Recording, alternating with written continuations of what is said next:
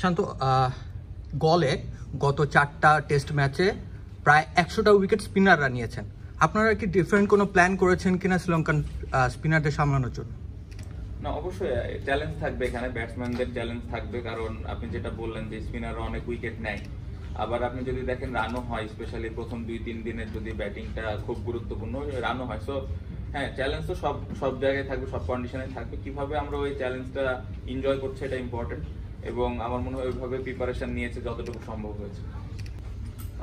I had some good memories in Kandy, but I haven't got chance to play in golf, so it's a good opportunity for me. And the challenge, I think, especially with the spin, it will be a little bit more challenge what we heard and we saw before.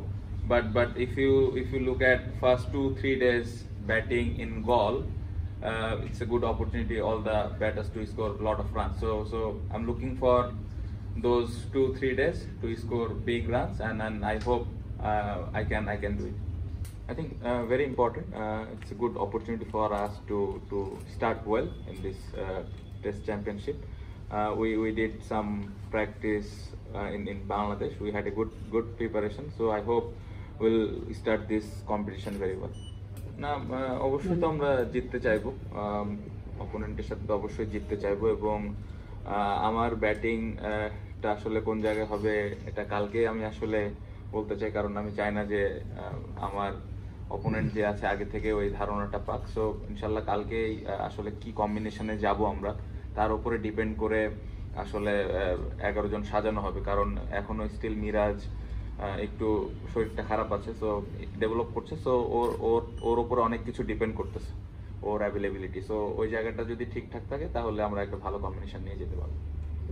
না, আমার মনে হয় যে প্রত্যেকটা series এবং প্রত্যেকটা ম্যাচে আসলে নতুনভাবে শুরু করতে হয়। অতীতে ভালো স্মৃতি আছে আমার, মুশফিক ভাইয়ের বা লিটনের, আপনি যাদের কথা বললেন।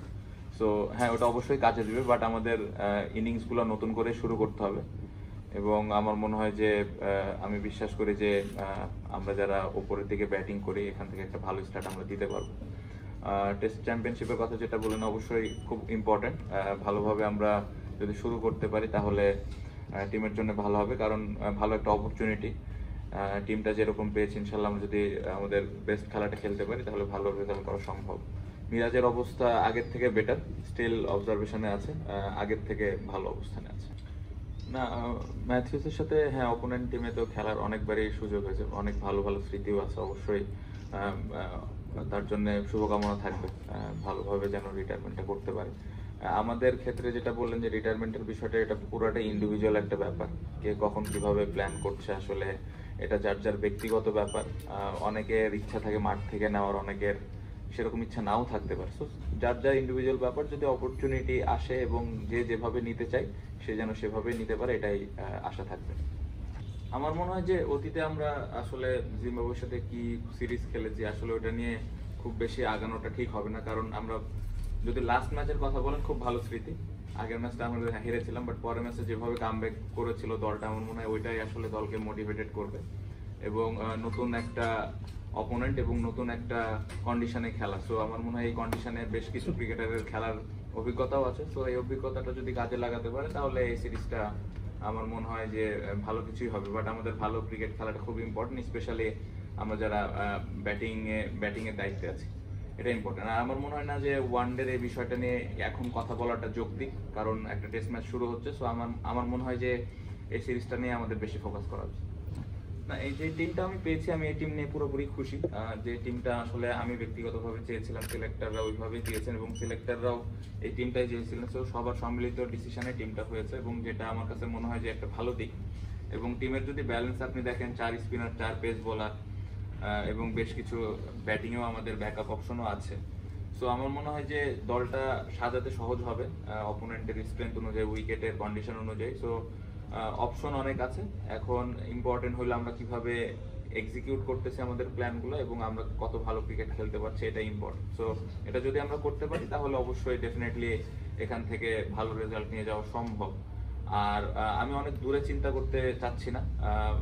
আমার মনে হয় যে যেহেতু এই টিমটা দিয়ে শুরু হচ্ছে একটা নতুন সার্কেল। সো এই যদি শুরুটা আমরা ভালো করতে পারি তখন ডে বাই ডে আমরা আসলে আরো কি নতুন ইনক্লুড করা যেতে পারে বা আরেকটু কি প্রয়োজন বা সবকিছু ঠিক আছে কিনা আমরা এগুলো নিয়ে তখন পরবর্তীতে ডিসকাস করতে পারবো। বাট এই মুহূর্তে আমার মনে হয় যে এই দুইটা টেস্ট ম্যাচ আমরা এই কম্বিনেশনে কত ভালো ক্রিয়েট করতে পারি এটা ইম্পর্টেন্ট।